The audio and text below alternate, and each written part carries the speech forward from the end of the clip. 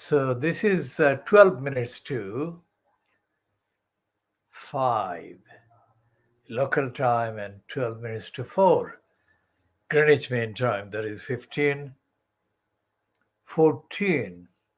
48 hours GMT on Wednesday, the 15th of June, 2022. This is another short edition.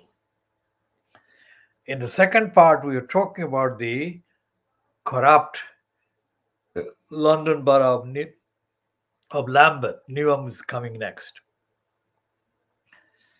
And the corrupt London Borough of Lambeth had been corrupt for too long.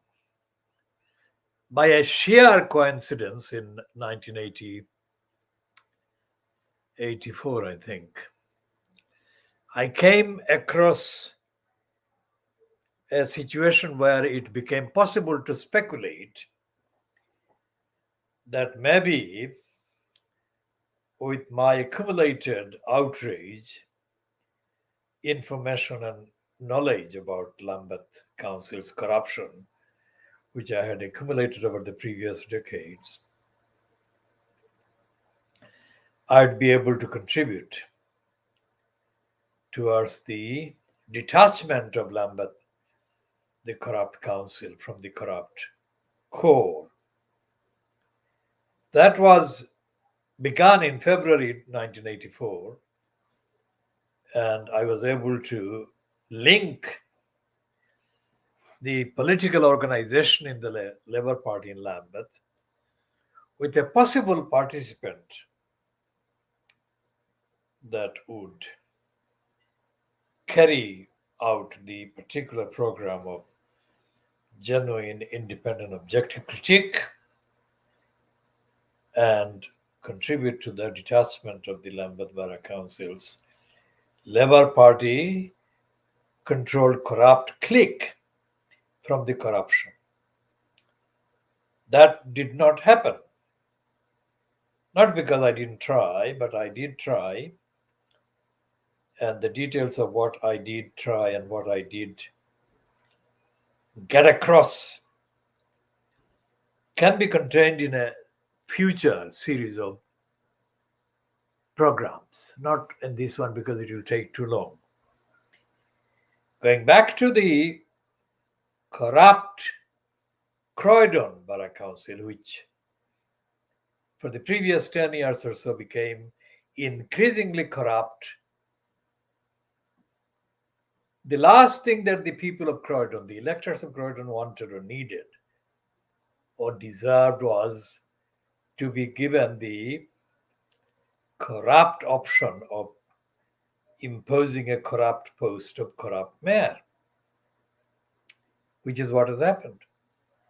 And despite the fact that they have regularly covered the various steps and stages of the Croydon Council's corruption and robbery and looting of the council's resources by the corrupt clique, Private Eye, whose role in the context of Croydon makes it justifiably worthy of being edited into Private Lie. Private Lie has run this entry on Croydon for quite a number of editions in its Rotten Boroughs column or Rotten Boroughs page. But singularly, it has failed to actually get hold of the real issue that made Croydon corrupt and kept Croydon corrupt and got Croydon degenerated into the elected mayor post. And the reason is the person who is in charge of the Rotten Boroughs page in the Private Eye is neither informed about the democracy, local democracy, nor is he sufficiently or nearly sufficiently educated about local democracy institutions. And it doesn't actually show any evidence that he identifies with the people, ordinary voters, ordinary residents, or ordinary individuals, families, groups, in areas like Croydon, who deserve the service of an independent, objective, fair, and competent local council in their borough. Same applies to the private eye role in relation to the London Borough of Tower Hamlets and in relation to the London Borough of Newark. Because most of the coverage in private eye about local councils appears on that page, Rotten Boroughs.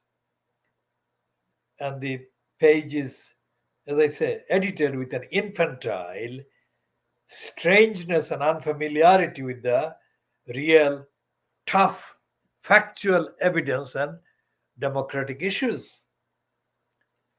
So, out of 100, let's say, on a scale of 100 big issues in any borough, any area, if private law actually covers or refers to or mentions any of those, then it will get 99% of the facts wrong, and so on. So, therefore, the private law, although it has got a kind of apparently trendy heading called Rotten Boroughs, it's not anywhere near factually reporting the rottenness of the given borough, and it's not helping any of the would-be or wannabe campaigners in the boroughs to do the campaign or be benefited or benefit from the information or the insight. Now, in the case of private law in October 2010, they actually published a piece at the expense of the then councillor in Tower Hamlets, Abbas Uddin Elias Halal. Now, that is our name, my name, Abbas Uddin Elias Halal, because for most of his career as a councillor in Tower Hamlets, Abbas Uddin has been known as Abbas Uddin. The Halal bit was something that came across as an invention to me because I never heard of him as being called Halal. And Abbas Uddin to Halal is a step downwards, I think. Because if he had kept the Abbas Uddin name, it would have kept the dignity of his original name. But by halaling himself, he slighted his name. So therefore, I call him Abbas Uddin Elias Halal. I keep his Abbas Uddin bit there. Now, when he stood against the then just expelled or suspended Labour Party candidate Lutfur Rahman at the first election for the corrupt post of elected mayor in October 2010, not even 2 years, I mean, just over a week before the election, Private Lie published a piece against Abbas Uddin Elias Halal.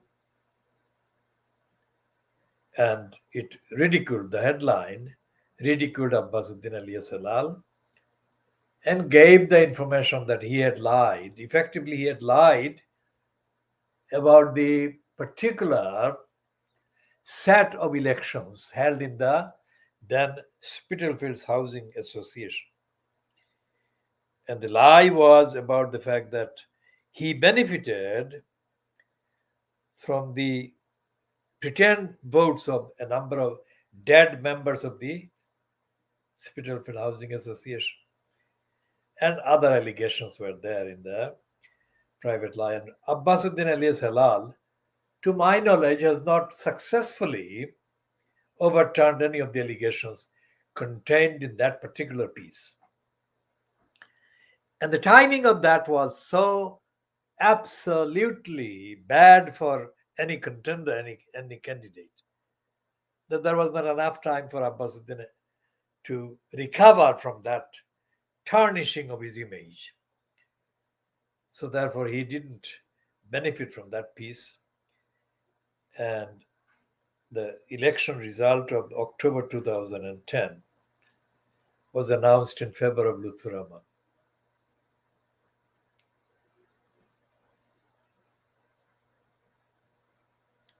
Whether Abbasuddin Halal was a candidate or not is immaterial. It did damage to the Labour Party. So we shall be continuing on Tower Hamlets in the next part. I think I'm going to break now at just before 1600 hours GMT and just before 1500 hours UK local time. And I shall be returning within the next hour or so. And I shall continue, including giving the details of whether Abbasuddin alias Halal was a candidate or not. It doesn't matter, but we shall give the details and also try to run some of the items that I exclusively recorded on the 14th of September 2010 at a place in the commercial road called the Troxy, where Lutfur Rahman on the 14th of September was being feted as the Labour Party's candidate for election to the corrupt post of mayor. Of course, soon after the 14th of September, Lutfur Rahman was ousted as the candidate, rejected, dropped as the candidate for the Labour Party, and the Labour Party had another candidate. So we shall be going through all of that, and we shall examine why Labour Party and Lutfur Rahman's party and any other party on the Owners' Council is guilty of corruption. Now, guilty of colluding, complicity, and active corruption now, all of which is bad for the electors, bad for the community, bad for society, locally and nationally and internationally.